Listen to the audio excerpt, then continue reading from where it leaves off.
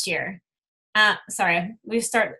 Hi, everybody. Welcome to our Epic and Fire Team call. It's now recorded, and we've got Ruth on the call tonight. She has been a coach for 4 years. Go ahead and laugh. It's all good because people watch our recordings.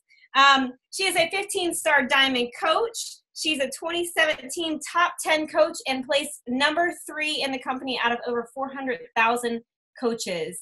And it was a mindset. Like, she decided at the end of 2016, I want to be top coach. And even though she didn't get top coach, her business exploded because she pushed for it. And it's just like pushing for any goal of yours. If you push for diamond or you push for Success Club 10, you still reap the benefits of all the effort that you put into it. She's a 3-time elite coach. She has hit Success Club 10 for over 24 months. I'm probably assuming it's probably been like 4 years, but we recognize the legend. She is an executive leader and, of course, a 6-figure earner. So Ruth is going to have the floor tonight. If you guys have questions for her, please type them in the chat. We're a pretty intimate group tonight, 28 people, so if you want to ask questions, you can as well. But we're going to give you the floor, girlfriend. And make sure you mute your line if you jumped on. Nicola will, like, sniper you. Well, thank you for that intro. It's so crazy to, like, even think back to the beginning of last year when that goal came to be. And then just like when you said like our calls, it took me like straight back to July last year. It was June last year at this time. I was in 15-star qualifying, actually 3-star qualifying for my second CBC, 1-star for Ben's CBC, and I had 6 leaders qualifying for Star Diamond with me. And it was the worst. It was the worst and the best. And I'll never forget, like, Summit was the absolute coolest last year because my team had just accomplished so much together. But the push to get there was a lot of work, a lot of sacrifice. And it was absolutely worth it. It grew my business. It grew my coaches' businesses. It doubled my income. Absolutely worth it. But I'm not going to sugarcoat it. It was hard. And there was absolutely days where I was like, oh my gosh, I want to give up. One Wednesday night, I can remember Jatana like messaging me. I was like, oh my gosh, thank you. I just needed someone to be like, I'm praying for you. Because it was getting dark real fast. I was like, get me out of here. But so if you've ever felt like that, because even if you're not qualifying for those things and you're not on that level, our feelings in regards to wanting to quit on a big goal are the same. Like, I think we can all relate on that. We've probably all wanted to give up on a big goal or dream that we've had, whether it's in our fitness journey, whether that's in you know, going for top 10, going for number 1 was a huge goal for me. And maybe you going for Success Club 10 every month is a big goal for you. And we both look at those goals, right, the same with fear and can I do this? And there's going to be moments where you want to quit and just don't. Because as long as you work on your mindset and come in purposefully driven to get that goal, no matter what, like when you move your business forward, ultimately you succeed, right? You're growing, you're learning. So you cannot fail in regards to big goals. I hope your goals like make you excited when you think about hitting them. And that's why I said number 1 last year. I had done a top 10 push before. Probably a lot of people don't know this, but my first full year, 2015, I made a huge top 10 push with my team. And we ended the year at number 20. Totally failed. But again, that's what drove the momentum my first year as a coach is that I set this, and I'll never forget doing this call with them. And I had a baby team. I was 7 months into coaching and just being scared, like wanting to vomit when I told them like, we're going to push for number 10 together. But once I kind of set that mentality of like, let's do dumb, scary things together, they set their dumb, scary goal too. So never be scared to push for that scary goal. That's actually not what I'm going to talk about tonight, but that's a side note. But one thing I do want to say about that too, you guys, is I set that number 1 goal last year because of Super Saturday in January. I'm a huge advocate of Super Saturdays, and it doesn't matter who's coming, if you like the speaker or if you don't like the speaker. But our speaker at our Super Saturday, she was amazing. And she was a top 10 coach. And I sat there and I thought like, whoa, like if she could do this, why not me? And this is this was 2.5 years into my business at that point. So I think there's like, it doesn't matter how far into your business you are. Super Saturdays are super valuable in Summit, obviously. So if you can't go to Summit, make sure you get to your Super Saturday.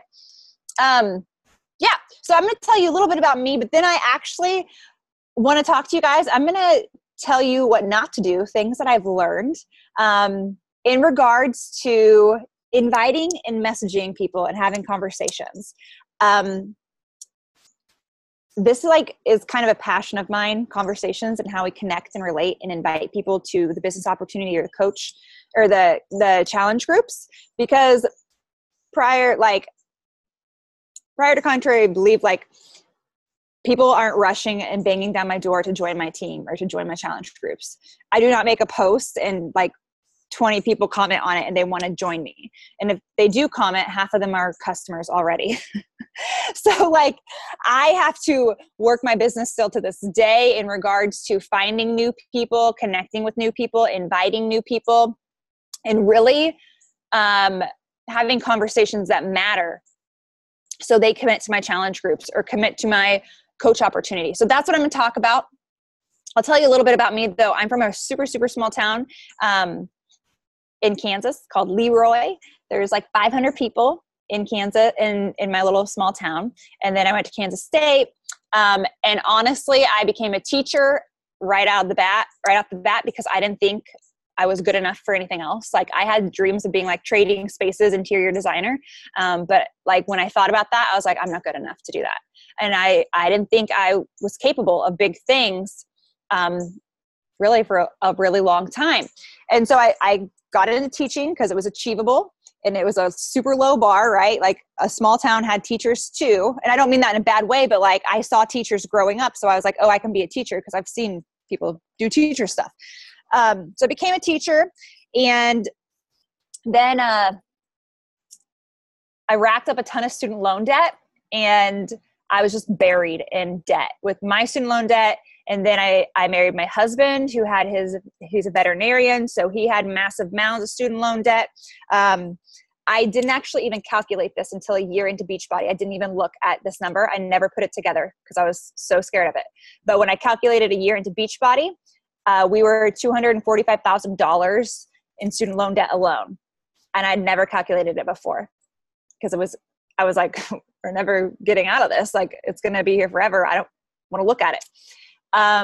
So I always had the part-time gig. I was always looking for a part-time gig. That's how I fell into Beachbody. I actually used to teach Turbo Jam in gyms years ago.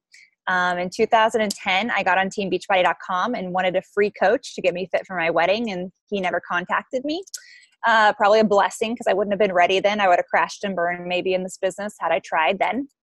But yeah, so I saw this opportunity, and I will tell you this because I think this is something to remember. Number one, I found this opportunity because I was searching hashtags on Instagram, specifically 21-day fix results, T25 results. And so I was literally Googling that to find the girl with my before body. And then I wanted to see her after that I wanted to achieve. So I found this girl who I was like, hey, we have similar builds. Her and I have similar builds. She has my after body that I want. I'll message her. At this time, you guys, I was all over top 10 coaches pages, all over them. And I had no idea, oblivious. I didn't see the coach opportunity at all. So I filled out this girl's application, and then she didn't ever email me back. I literally then found her on Facebook. This is how crazy I was. I would have eaten grass for 5 weeks to have her after body at this time in my life. And so I found her on Facebook, and I'm like, hey, did you get my application? And she's like, oh no, I didn't, She's like, to be a coach. So to be a coach. And I was like, no, I don't want to be a coach. I'm not fit enough to be a coach. Exactly what I said. And then she took 7 days to message me back. In that time, I found my coach's YouTube video, and it was all about the business opportunity, about how she earned $13,000 in 1 week. And I was like, oh my gosh, that's bananas. I bet I could never do that, but I bet I could earn $500 a month. Because I was like, yeah, right, that'll never be me. But if she can earn that much money, I can earn $500 a month, and that would have been good enough. So that previous coach who messaged me, had she tweaked her message a tiny bit to say, because I didn't know coaches made money. I had no idea. I was looking for a side job on Craigslist at this time. Had she just said, oh, are you interested in earning money for your transformation while you lose this weight or something like that, it would have perked my interest. I would have said, okay, tell me more about it. But I thought free Beachbody coach, you guys, get your free coach. I thought they were free. I thought these people I thought you guys we were just really freaking nice. No. So the moment I saw the business opportunity, I was all in 100%. I had a business plan I wrote out. I've taken this very seriously, truly out of desperation from day one, because my marriage was failing under financial stress in 2014. That was my driving factor. One thing I will say about that, because a lot of the times, husband and wife, you'll hear the wife say, my spouse doesn't support me, things like that. I challenge all of you. If you are or aren't in this situation, number one, just ask yourself this. When it comes to your deep why and your big dreams with Beachbody, your childlike enthusiastic dreams that you literally say and you feel stupid for saying and you apologize for saying, those dreams, those big ass, scary, stupid dreams, when you say them, you want to shove them back in your mouth because you sound like an idiot. Anyone have dreams like that? And maybe you can't even think that big yet. But when I started this, I had those stupid dreams. And one thing I did from the get-go is I told my husband, I was like, I'm going to build this business, Ben. And in 2 years, I'm going to be able to be my own boss. And I'm going to make $50,000 a year. And in that time, I felt so stupid saying that. I was like, I'm going to do this. And then the minute I do it, I'd apologize. And I'd be like, I'm sorry, that sounds so dumb. But I told him my dream. And I told him why it mattered. And I was like, we're going to pay off our student loan debt. Here's how we're going to do this. And I was like a little kid with childlike enthusiasm. And the reason why I encourage you to have this conversation with your spouse is because if they don't know that this matters to you, you guys, if they don't know why you want to do it, if they don't know it makes you excited and that you're secretly pumped up about what this could do for you or your family, they don't know to support you like you want to be supported. So you have to ask yourself, have you actually had that real conversation with yourself and your spouse and bring that to them? Because I will tell you what, I think anyone as a human being, if your spouse approached you and they were super, super, super, they walked in the door and they were super excited about this maybe job or promotion that they were getting at work, that they didn't have yet, but they were just applying for it. And they were like, oh my gosh, it's going to be the best thing. I don't think you'd be like, you can't get that. Right. So I think if you approach it and don't apologize and don't be guarded about it, but instead tell them, I'm challenging you guys to do that tonight if you haven't already, because I think that made a big difference for me. Number one, just to put my dreams out into the world. And number two, because my husband was like, homegirl is nuts. I'm not going to say anything negative because she's crazy right now, and who knows where that energy will go if I tell her she can't do it. So he never said no. He just was like, okay, you do that, babe. And it was like he was talking to a small child. And I always felt so dumb, but it just helped me to say it out loud, and it helped him to know why I wanted to work at night, why I wanted to do this and grind in my part-time and say no to social events, say no to watching TV, things like that. So I encourage you to do that. So then 4 years later, our lives have totally changed on every single level. Our marriage, I would have told you 4 years ago, there's no way. And back then I would have said we'd make it. My brother was getting divorced and I was kind of jealous. That's how bad it was. I was kind of jealous of my brother for getting a divorce. That's where I saw our marriage going. And it wasn't because my husband is a bad person or I'm a bad person. It's because I was so also unhappy with myself and who I was and my life. And instead of looking internally and asking myself, why am I unhappy? Why am I hating my husband for not doing the dishes? instead of like asking those questions, like, why does this upset me so much? I just blamed him. And it was like his fault. You know, I was unhappy because the dishes weren't done. I mean, yeah, I have moments of unhappiness, but it's not going to ruin my marriage, right?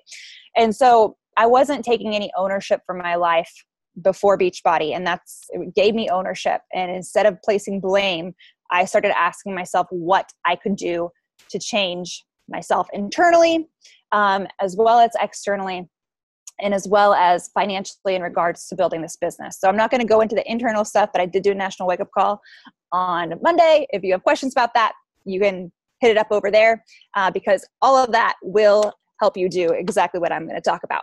All right, so I have 5 mistakes you're making in your invites and conversations that I'm going to go over. I actually challenge you, if you have your device next to you, pull up your like the last set of invites that you've sent. So hopefully this is in the last 24 hours. You've sent some invites, and pull those up. So I'm talking challenge group, actual invites to a challenge group. So I've got a group starting, you want to join, or actual invites to the coach opportunity. Actual invites. So not just like connecting, forming, things like that, but actually like being ballsy and sending an invite to a group, or to a person. So the first thing I want to say is, in 2016, I hosted this group. I had 41 coaches in this group, and they all tracked their power hour for 30 days. And so for these 30 days, they all submitted their power hour tracker. So they were inviting at least 3 people a day, following up 3 a day, forming new relationships 3 a day, doing all the things. So of these 41 coaches, I got all this data and I looked at it. I didn't even plan to do this, but when I saw it, I was like, I've got to know. So of these 41 coaches, 17 coaches did this power hour 6 to 7 days a week. And those coaches on average earned Success Club 10, which equals $250 in new commission, you guys. So this doesn't include return Shakeology, coaches building teams, new commission, $250. And the high in that group was Success Club 28. The next group, I think there was 9 that self-reported. I have these numbers wrong because I'm not looking at it in front of me. That number is right though. What I just told you was totally right. I think it was like 11 or 14, the next set. They reported doing a power hour 5 days a week, and on average hit Success Club 6, and earned $150 a month in new commission. And the last batch of coaches, I think that was like 14 coaches, did it 1 to 2 times a day. That's what they self-reported. And on average, they earned Success Club 2, and they earned $50 in commission on average, new commission. So honestly, the first mistake that coaches make is not sending enough invites, period. Not sending actual invites. And I do not mean, I kind of passively brought it up to Sally at work because she was around, and I'm like, oh yeah, I'm doing this new program called To Be Mindset, and counting that as an invite. That's not an invite. An invite is like, hey, Jatana, I'm doing this new program. It's super cool. Like, have you ever thought about doing this? I'm like, I need to have my examples in front of me. We'll go to that in a second. But just saying to somebody, hey, like, have you ever thought about doing this? I'll be honest with you. I spend most of my time inviting to coach opportunity. That's where I'm most passionate about. That's why when I'm like challenge group inviting, I'm like, I don't know what to say to Jatana, because I actually invite primarily to the coach opportunity. So if I'm doing a coach opportunity, it is directly to them. And I start out and I just make that personal connection. So by this point, I know the person I'm inviting, whether it's because I've been stalking them on Instagram, we've had a few conversations, there's someone from my warm market, and I'm very direct and I let them know. The first thing I do is open with something personal. Then I tell them why they'd make a good coach. Then I tell them in one sentence what coaching has done for me. And then I say, have you ever thought about doing it? And I say, have you ever thought about doing it? Because people will say no. And I'm like, sweet, well, you should. You want to see my team's webinar. So people are comfortable saying no to that question, but they're still saying something. So then I have another opportunity to then say to them, well, you absolutely should. And then I reiterate again, why they'd be good at it or what they could gain from it. I think about who they are. If they're a new college grad and might have student loan debt, if they're a new mom, if they are super busy and they're always on the go. So I think about why they'd be motivated and I send that invite. But the first thing is not sending enough invites. You have to look at how many invites you have sent throughout the month. And general rule of thumb that I always say is like 100 invites will get you actual invites with actual follow-ups, will get you into Success Club 6 for sure. 100 invites. And you might like, oh my God, how do I send 100 invites? Well, you send 3 a day. And then on a few days you send 4. And that's 100 over 30 days, right? So if you don't procrastinate this, or even if you do and you would rather do an inviting blitz on a Monday and send 20 invites on a Monday and 20 invites on a Thursday or something, that's totally fine too. But you really do have to look at those numbers, because when you look at those numbers, you take all the emotion out of it. And it's no longer, nobody's joining me, but it's like, no, it's just you're not talking to enough people. And I'm actually kind of embarrassed to talk about how many conversations I've had this year because it's so many. And I don't get that high of numbers in regards to Success Club, like comparatively. But like I'm on like 600, 700 conversations at this point in the year, like legit sending at least 100 invites every month. So, and even then, like with a social media that is, it breathes success, and I have a track record of success, and I have all these things to brag about, and I have the income and all that stuff. Like even then, I still have to send these invites the exact same way. So not sending enough. Look at your numbers, and that tells you. This will happen so often with new coaches where they will be like, I've been inviting so many people and nobody is saying yes. And I'm like, okay, let's look at your tracker. How many people have you invited? And they're like, well, Sally and Tom and Sarah, and they're like counting on their fingers. I'm like, well, that's the problem. Like if you've been a coach for 30 days and you actually started coaching, let's say like you said, okay, I'm beginning coaching, I'm beginning to invite, like you shouldn't be able to count them on 2 hands. Like you should have to keep track. And a really great tip from one of my coaches, I love when she talks about this, but when she was new, we all get caught up in being like, oh my gosh, is Sally going to message me back? And you're like waiting at your messenger. Hey, you guys, Sally is not going to message you back. Okay. Go invite 10 more people while you're psychotically stalking your inbox, waiting for Sally. You're wasting time looking at your phone. Instead, go invite 10 people so you forget Sally is there. Okay, until it's time to follow up with Sally. And then you make sure you drop Sally another line and you say, hey, Sally, did you get this last message? Or hey, Sally, what did you think about that? Or whatever it is you need to follow up with her. But we tend to think, and this isn't just inviting, it's actually people do it with rank, emerald rank, diamond rank, 15-star, 10-star diamond. They do it. They will decide they have their people. I have my emerald, I have my diamond, and now I am done and I have my team. If you want to build like that, your team is going to rise and then fall, rise and then fall, rise and then fall, because you are setting expectations on people. Instead, continue sharing this opportunity. So are you sending enough? The next mistake I see is not being concise in your initial message. Okay? Not being concise in your initial message. I value my time. And I get super annoyed when I open my inbox and somebody has sent me 3 paragraphs about their mascara, because I wear eyelash extensions or fake eyelashes. So I do not need you to send me a story on your company and your eyelashes, because now you're wasting my time and I take it personally. It's like rude. So, right? And half the time they're not even personalizing it. I'm like, excuse me, did you even look? Like, I don't need your mascara, clearly. So when you send these messages, I want you to go look at your message. Are you being concise in your initial message? And are you being personal, which is kind of the next one as well. So I'll put these 2 together so I can speak to both. The next mistake I see is not being personal in your messages, not being personal. So in being concise, 4 to 5 sentences max. And most of those sentences, if you are doing 4 or 5, 3 should be about them. 1 should be, hey, I'm doing this group. Have you ever thought about it?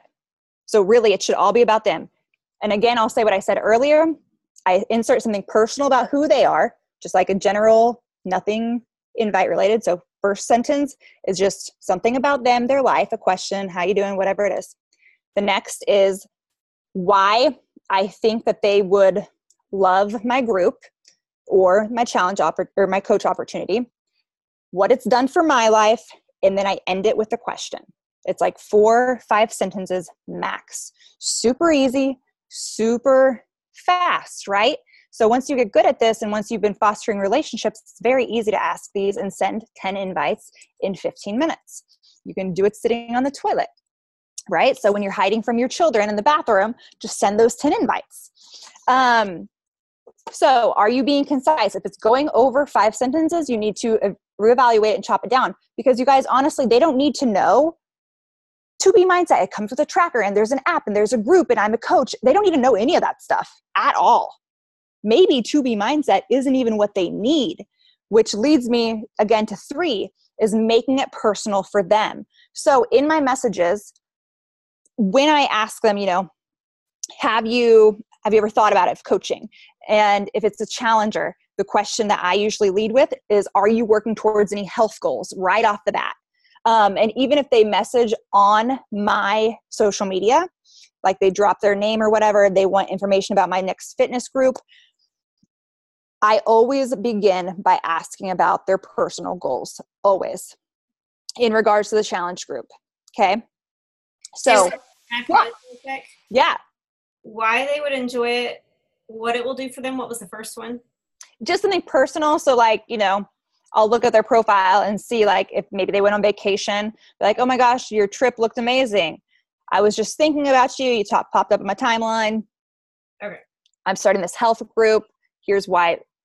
And with the health stuff, you have to be a little bit more sensitive, obviously, in regards to what you put in that message. I never put anything like, oh, I thought you'd want to lose 20 pounds. Like that could really offend somebody. And honestly, that's probably another reason why I invite to coaching so much.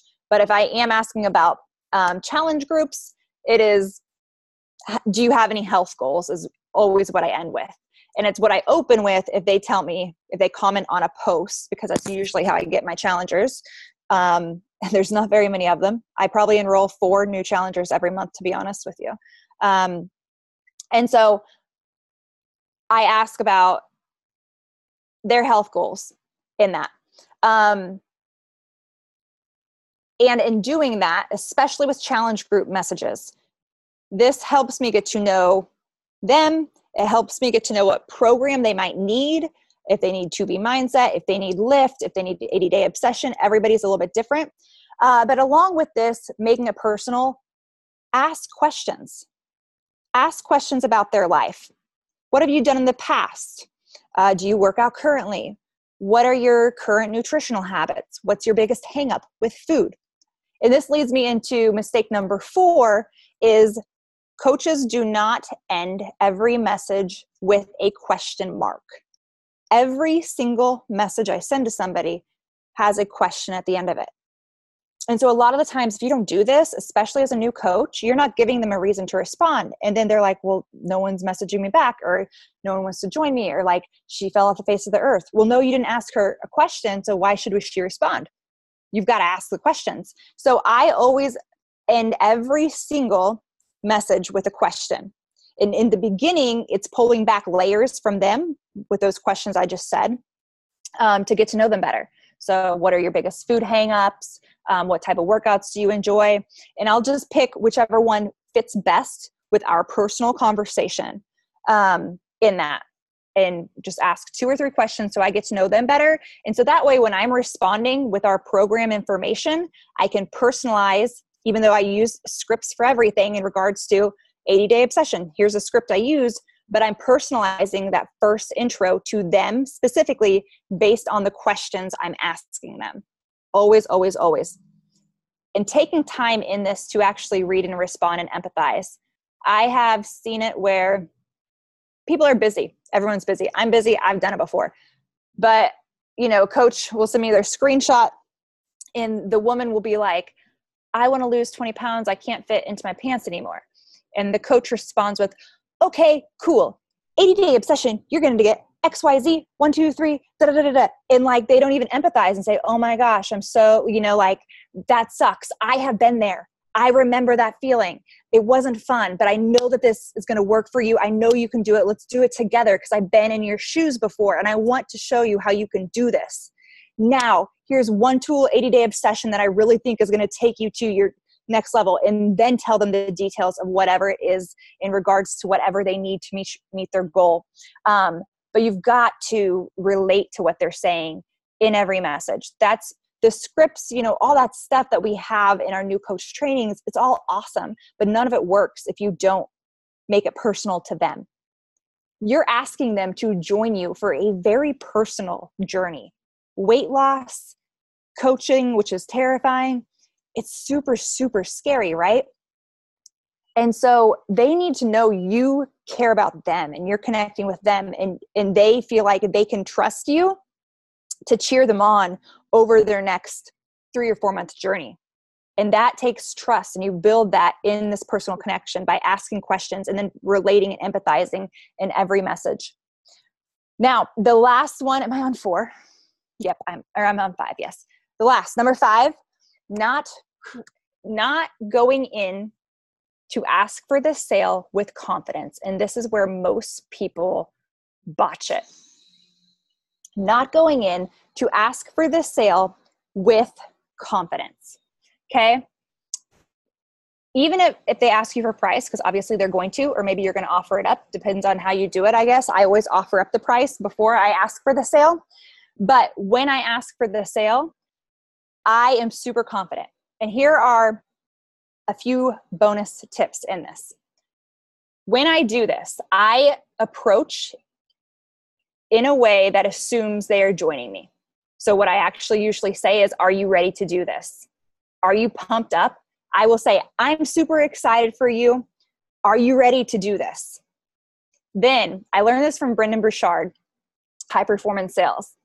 Then, and I just started doing this year, then I ask them to imagine bringing their goal to life. So if they said their pants don't fit, I'll be like, so what do you think? Are you ready to do this?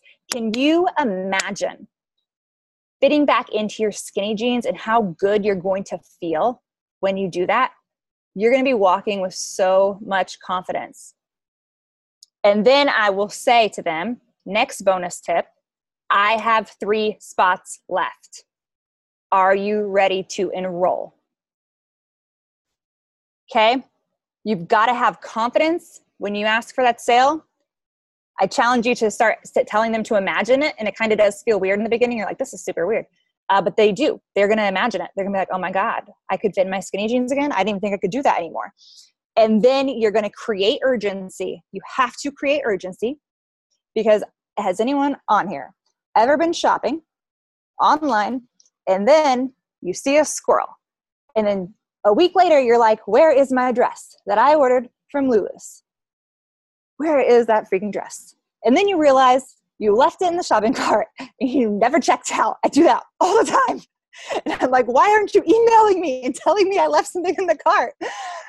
But this is the same thing. Your people who you're talking to, and to be honest, probably a lot of them are moms, right? This is a big mom industry. They're like chasing children, or they're busy professionals and they have a job and they're traveling. Like, enrolling for your group is not probably the most urgent thing on their list, especially if they're not in a place of desperation, right? If they're just kind of like, right? And so you've got to approach it with that urgency. I have 3 spots left. Are you ready to snag your spot now? And I always do !, question mark. And then if they don't respond, I will tell you guys, like, the other mistake, another bonus mistake, is following up. I would say 50 to 70% of my Success Club points every month, and I usually hit 30 to 35, are from following up with people. People who ignored me in the past, didn't respond in the past, like left me hanging, and it's because I follow up with them until they finally say yes. And they will say, and like I I can't even tell you how many times I've like messaged someone like 4 or 5 times in a row and they never responded to me. And when I say in a row, I mean like I put spacing in it. It's not like I'm like 8 o'clock. Hey, are you there? 9 o'clock. You joining me yet? 10 o'clock. Come on. And there's space in between it, right? And then I'll space it out a little bit longer. So if I don't hear from them, I'll wait a little bit longer, and then I'll go month to month following up with them. But then they'll finally respond and they'll tell me, thank you for following up. Because if we got to that point in the conversation where I asked them for the sale, they want to join me. If I got to that point in the conversation, it's only a matter of time that they're going to join me. So following up with them. And in that sense, always creating urgency in your follow-up, having a deadline, having a date, having a number. And then last tip, I will close with this, is to, if they say yes, and I use ShareCart, and Danielle and Natoni did a great national wake-up call on ShareCart and like adding things onto it. But I use ShareCart. I copy the link in ShareCart and I message it to them. I don't just let them get it in their email. So I send it to them. And then I say this with it. I'm like, woohoo, yay. They'll like tell them again, reiterating, like cheerleader them on again. I send them the link in their Facebook or Instagram, wherever we've been talking. And I say, do you have time to complete this now? I don't give them options. And they'll either say yes, or they'll be like, no, but I can do it tonight. No, but I can do it tomorrow. Okay. So you're, again, creating that urgency in that, like, hey, I'm not waiting for you. And then if they don't do it in the time that they tell me they're going to do it, I will say to them, hey, I've got your spot reserved. Are you ready to do this? I want to make sure I hold your spot for you. So let's get you enrolled today. You ready? And that's how I follow up with them if they don't do it in their marked time. So, yeah, I think I covered all of it. And then, I'll just end with this. I was invited to the 21-day fix infomercial in Jatana. I haven't ever done a call for you before, right? It was a while back, I believe. I'm not sure. Did I do one for you? I thought you did like a year ago, but I might be wrong. Oh, have you guys heard about the story about Harry? Mm-mm. Okay. All right. So I was invited to 21-day fix infomercial my first year as a coach. I get there and like, number one, first thing I'm like, oh my gosh, I shouldn't be here. Like my transformation isn't big enough or good enough. All these people had lost like 50 pounds, like 100 pounds. I'm like, I got abs and lost 7 pounds. Like I didn't even know my measurements. They were like, you don't know your measurements? No, I didn't think I was going to lose any weight. But so I'm there. There's this guy who had lost 100 pounds and me and this little blonde were walking through the hotel because they film in this hotel in California. And we're walking through and this big bodyguard is standing outside the door.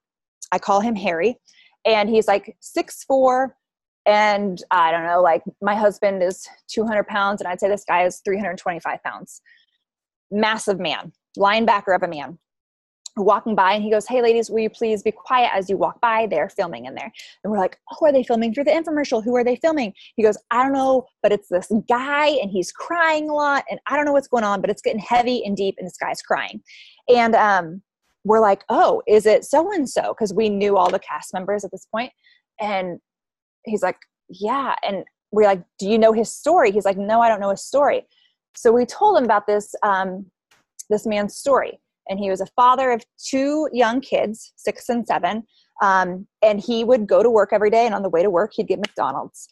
And on his lunch break, he'd get McDonald's. On the way home, he'd drink his pop for a little bit of energy. He'd pick up his kids. He'd get home, and he would literally kick his kids kind of outside to go play with the neighbors. So he didn't have to put up with their energy. So he didn't have to hear them. So he could take a nap every day when he got home at 4 o'clock.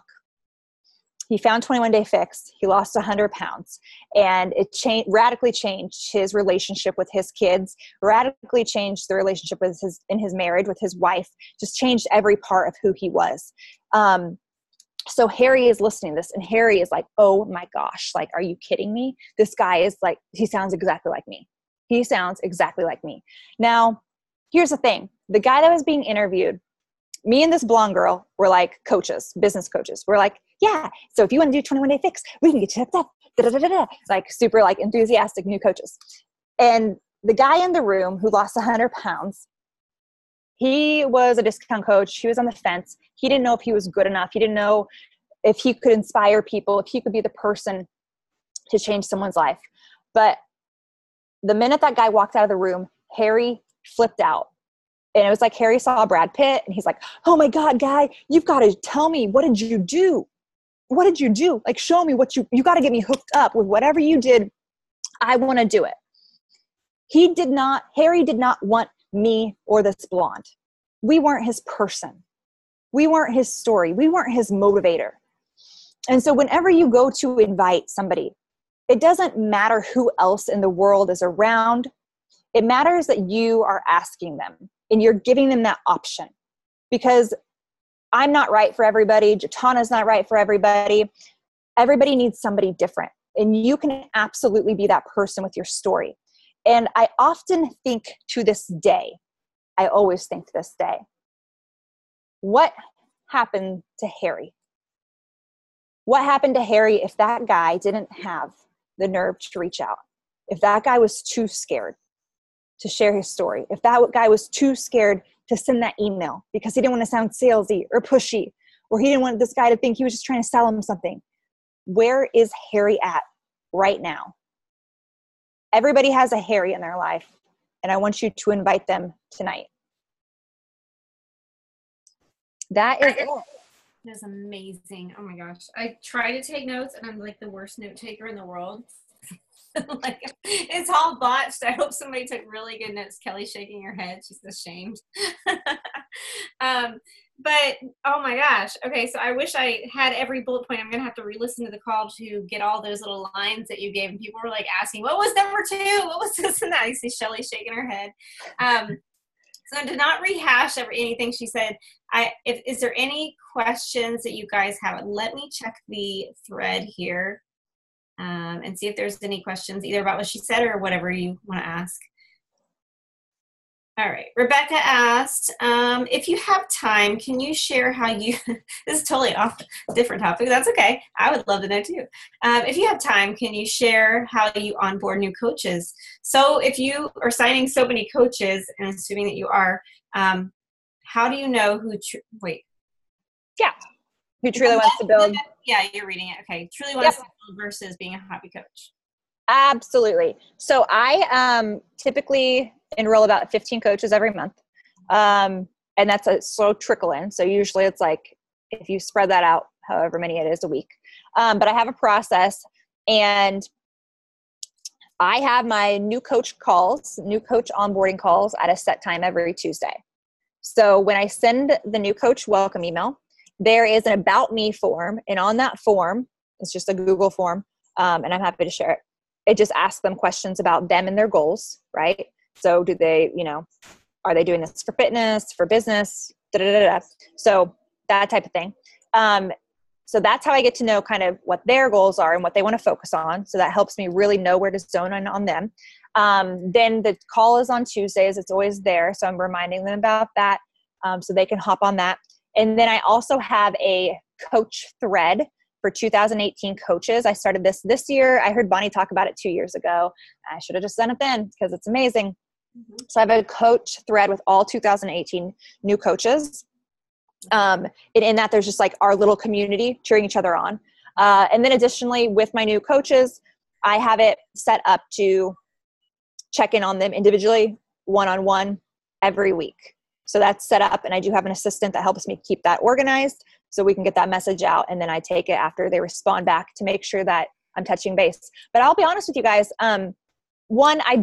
Most of my coaches are coming in for the business because I don't invite for anything else. And when I post on social media, it's about, I want workers. I want people who want to build an income, so like I'm asking for what I want, and I bring in a lot of what I want.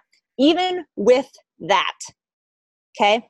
Even with that, my coaches flake. They ghost on me. They don't show up for the new coach call. They don't tell me that they're not going to show up for the new coach call. They disappear, right? So 15 new coaches, you guys, and I bet 6 of them show up on my calls every month.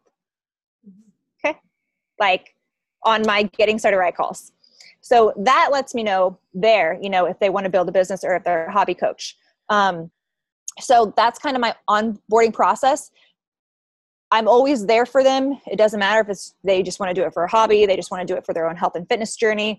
I make that very clear. I continue to check in basically until they ignore me like 5 times, 6 times. And then I'm like, okay, I'm not going to check in on you anymore, but I'm here for you if you need me. I'm not going to use that mental energy worrying about them.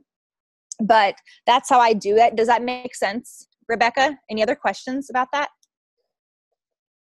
No, I do the same thing. And I encourage you guys to do that. I have a 2018 coach group. Some of you guys are in there. And I just add them as they sign up. I add them in, and all my 2018 coaches are like, welcome, hey girl. And the nice thing about having your new coaches in one thread is they're all kind of experiencing the same thing. And the coaches who signed up 3 months ago have already gone through what these new coaches are about to experience. So it takes a lot of pressure off of me, because if a brand new coach is like, where's what's success starters? And then the coach started 3 months ago, goes, oh, it's this, this, this.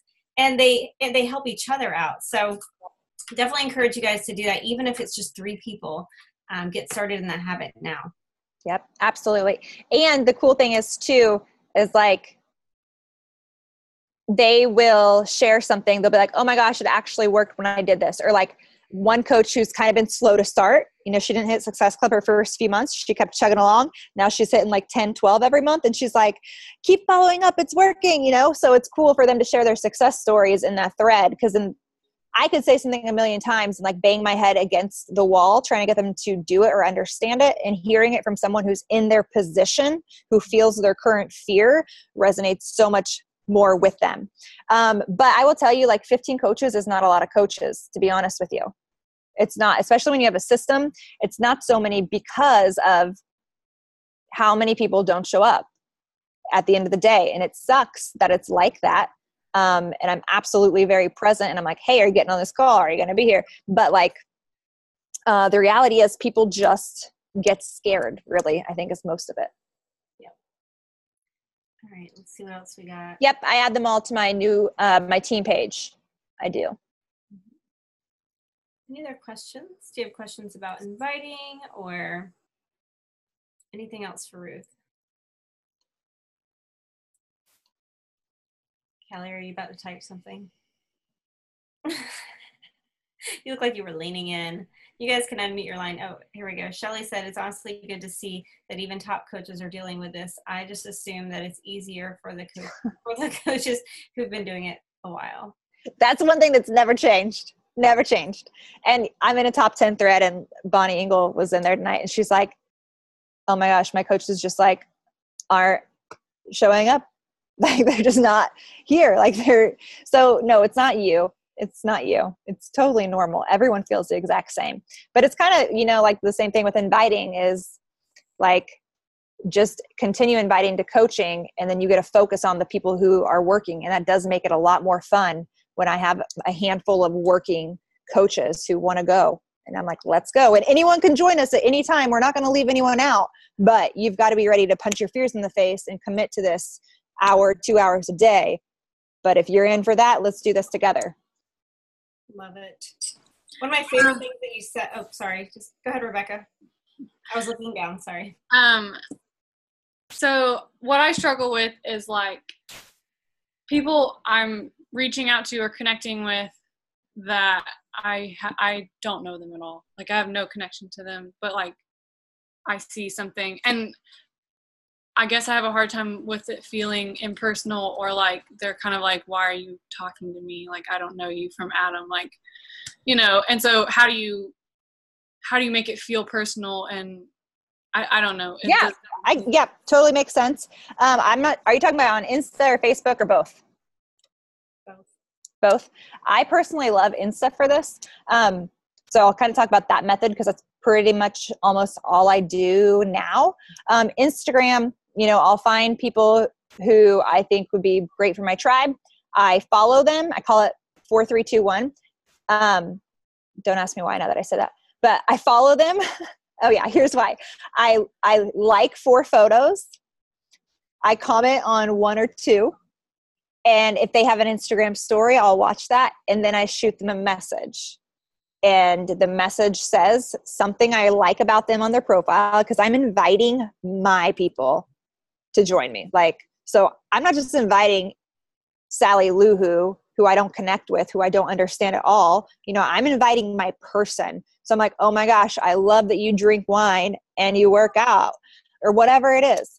And then, if they're posting my health and fitness, I'll be like, have you ever thought about doing what I do as a coach? And I like just on Insta, I just go for it right away.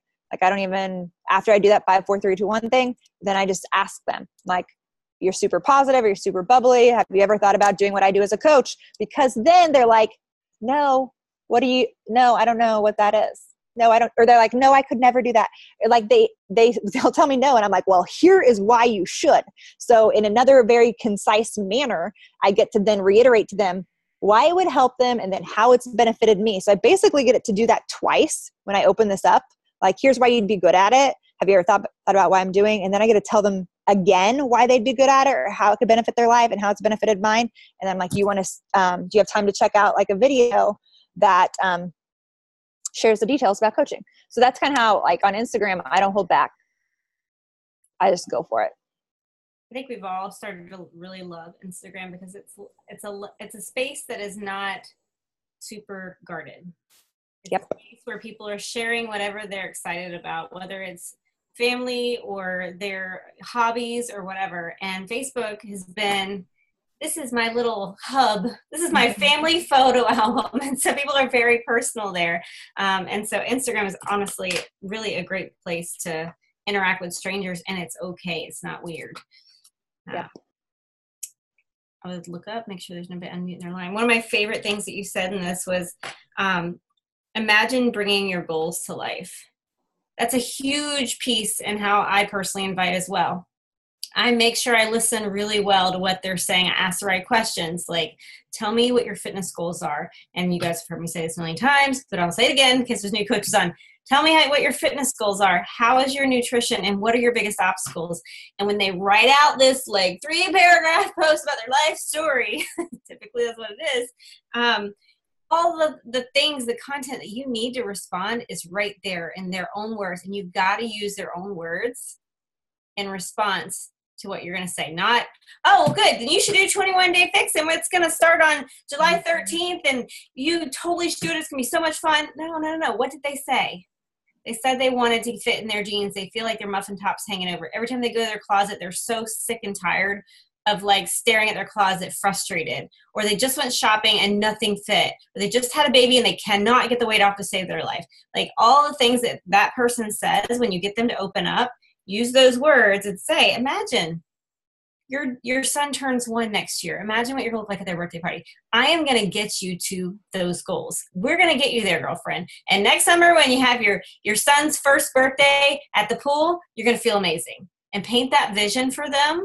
And they're going to go, I don't care what the cost is. Like, make me look amazing. Because and the cost is not that expensive, which we're very thankful for.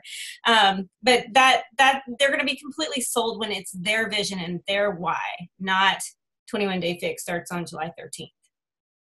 So, love it. Anything else? There's like little feet behind you, Valerie. It's hilarious. They just keep popping up. Anything else? Questions? Are you good? I have another question I can ask. Okay. You touched on it a little bit and you said that's why you like to invite to coaching instead. But how do you delicately, like, I don't know, asking about like why they would be good for a challenge group or why this would help them with fitness when they maybe haven't expressed that they want to do that at all, like from what you've seen in their. So are you talking about when I'm inviting to, you're talking about challenge groups? I don't send very many like invites for challenge groups cold. Like I said, I only like sponsor or enroll probably 4 challengers a month outside of my coaches. So, but how I have that written out for my coaches is just simply the same thing, something personal about them. And then that message is definitely more I directed, like, here's what I'm doing. Like, hey, I've been doing this new 4-day-a-week health and fitness program. I'm seeing awesome results. Do you have any health goals this summer? Honestly, it's just something very simple like that. And I ask about their health goals in that manner. And I talk about kind of what I've been doing and the awesome results that I've been getting. Awesome. Good question, Rebecca. All right, Ruth, you're a rock star. We love you. Thank you so much for pouring into our team and sharing all your golden nuggets. We are super pumped to see you at Summit. If you see When's Ruth, your pageant? Is it this weekend? No, gosh, it's after Oh, okay. after Summit. Yeah, it's this weekend. Can't you tell? These Roots, they're just fabulous. I didn't know. I know you have this has got to be insane for you, all of it. It is. But I have an awesome supportive team, and Nicola, my assistant, is thebomb.com. She keeps my life rolling, and Kelly too keeps my life keep together.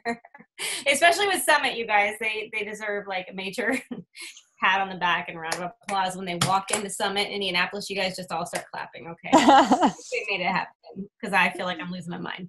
But thank you so much, Ruth. You're amazing. We love you, and you guys have an awesome night. Listen, you can hear all this.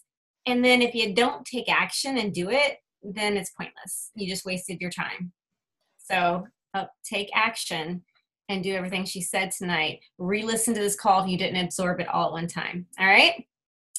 Love you guys. Bye.